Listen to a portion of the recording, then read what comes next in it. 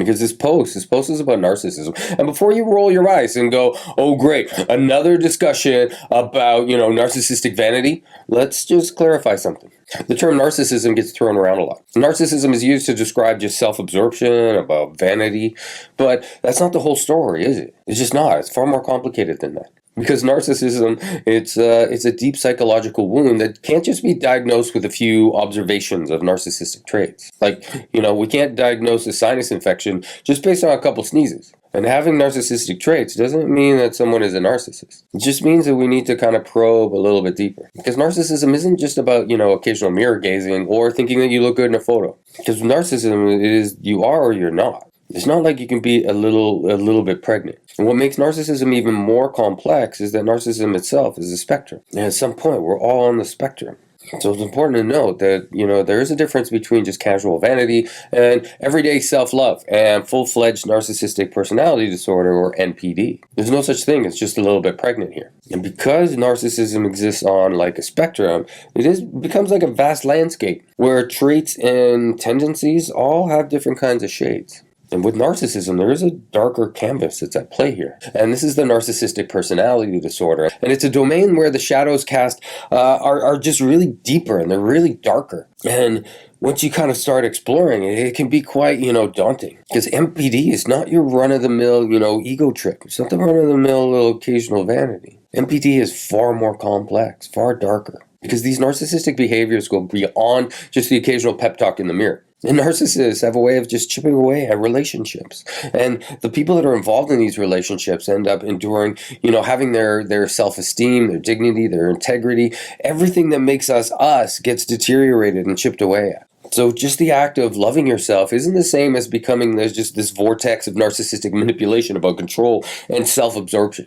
And there's a difference between narcissism and narcissistic traits. It's like confusing a water pistol with a fire hose. One is playful, and the other is just a force of nature. So the next time someone casually drops the word narcissism, remember, it's not all selfies and ego trips here that we're dealing with. It's far more complex. Because when we're talking about the disorder, it's more about what these narcissistic traits do to other people. And this is where we realize that you're not the mirror to a narcissist to reflect back their ego identity. Because the truth is, it's like you are an independent, autonomous human being. Because you're not the narcissist plaything. And have a sense of high self-worth and dignity and value. Something that you don't give up in order to people please a narcissist that can never be pleased anyway. Now, abusive narcissists have sometimes been cast as just mere characters in the theater of popular culture, but their complexity is reduced to nothing more than just a casual remark, not fully or completely understanding the deep psychological effects that this form of abusive narcissist can do. And when narcissism is just used, too casually, what ends up happening is we end up downplaying the term itself. It's like describing a hurricane as just a gentle breeze. And what that does, it actually undermines the havoc that, abusive narcissists actually create. Because you can't just be there going, here I am in this narcissistic breeze, and then suddenly, wow, the roof of that house just blew off. And what do you know? There's a pickup truck flying through the air. Oh, I don't see that every day. It's not a gentle breeze. Like it's total chaos and destruction of people's lives.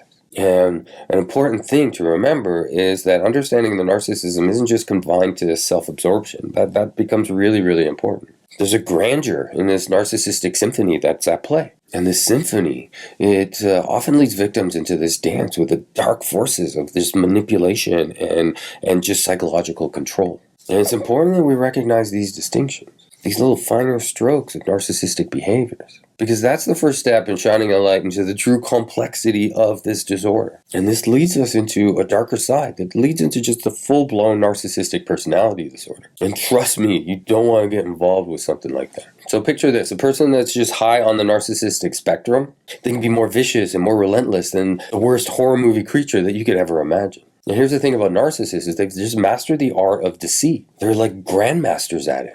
And we're not talking about people with traits of narcissism. We're talking about people that are just full-blown NPD. Those are just sky high on the narcissistic spectrum. Because we're talking about people that are just kind of hit the demonic level of NPD. And at the core of it, what they lack is empathy. And if you look into their minds, they just don't see empathy as a trait that's necessary for their survival. For them, it's just like empathy is just outdated. It's kind of like, the Reebok pump or, wanting to buy a new tractor for your farm on Farmville. It's just not something that's important to them. And what you'll find is just enduring just long-term abuse from these narcissistic partners, it's a lot like being in a horror movie marathon. But what happens is, like every film that just kind of plays throughout this marathon is this psychological thriller. And the main character of this thriller is your brain, your identity, your sense of worth. You can almost imagine the mind as just like a castle that's under this narcissistic siege. And then prolonged abuse by someone who treats empathy as just like a foreign concept can lead victims to, trauma traits. Things like, PTSD or narcissistic victim syndrome. And when our brains kind of get traumatized, what the brain does is it actually replays all those horrific memories, kind of just on a loop. It's kind of like you got all these windows open and there's a horror film playing in one of the tabs and you can hear it and you can't hear it, but you don't know which tab it's coming from. And it just ends up playing itself again and again. And these traumas, they continue to hurt the victims, even after the relationship has ended, even after they're safe.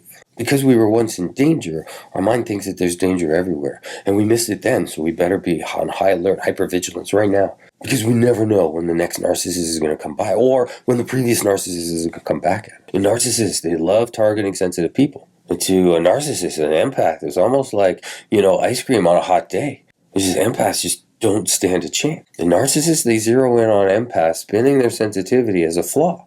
It ends up becoming like, blaming a thermometer for the heat. And victims of narcissism are constantly being told that, they're being too sensitive. It's as if, reacting to, verbal jabs and emotional shrapnel is, overdoing it. It's like being in a boxing ring with a narcissist and then being punched and then being told you're being too sensitive to pain. Remember, it's like it's normal, it's human even, to be sensitive to narcissistic abuse and manipulation. And the truth is, our empathetic nature isn't a weakness as narcissists want us to believe.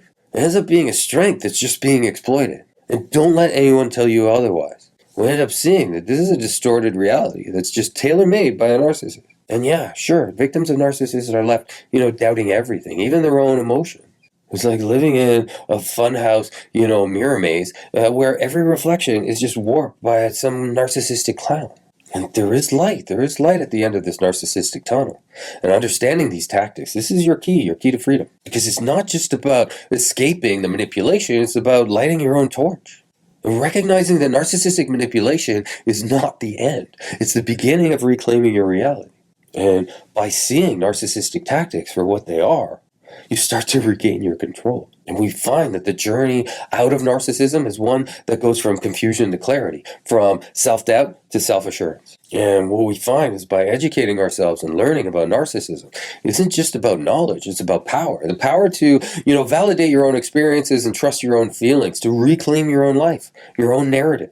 And sure, yeah, we did step into that narcissistic trap. We did fall into that darkness. That's one thing, yes. And it's okay, because that can happen to anyone. It can happen to even me. But what's not okay is staying in this narcissistic darkness. Hoping, praying that the narcissist will somehow get better. Because the narcissist hurts, they don't save. And seeing that is where we can turn this darkness of narcissism into just the light. And what happens when you turn on the light in a dark room? What happens to the cockroaches? That's right, they scatter. Poof. Because that's the recovery process. It's not about fear and the manipulation that kind of controls it, hoping that somebody else is going to save us, when actually it's us turning on our own light. Instead of looking outward into the world, trying to manage things that we can't manage, what we do is we turn the insights back inwards. We remember who we were. And yeah, narcissists live in that world where they can control everything. What they can't control is what's inside. And if we can kind of do that, if we can kind of take all that empathy and that compassion that we're so freely giving to others, we can just kind of turn that attention and turn that focus inward and see, what exactly do we need? What do we need to hear? What do we need to feel? What do we need to do to recover from this? That becomes the changing point. That's that aha moment where we leave the narcissist and we go back into finding who we are actually. That's where we realize who we are. Because the you that's after narcissism is a powerful you. It's an unbreakable you. It's an unshakable you. Because if you can survive narcissism, there's really not much else in this world that's going to ever hold you back. Ever again. Too many people keep their narcissistic experiences, to themselves. And talking about it can help you get over it faster, just like it did for me. It took me 3 people and my own family doctor to tell me I was in a narcissistic relationship before I believed them. Let me introduce myself. My name is Miles, and I'm a hypnotherapist and a recovery coach. And my specialty is helping people recover from, the abuse and trauma from narcissistic entanglement, and to guide them to the other side, to live fulfilling, rich lives and meaningful lives, after narcissistic abuse. And I'd like to help you if I can. You can find more information on my recovery program and my courses at narcovery.com, or just send me a message here.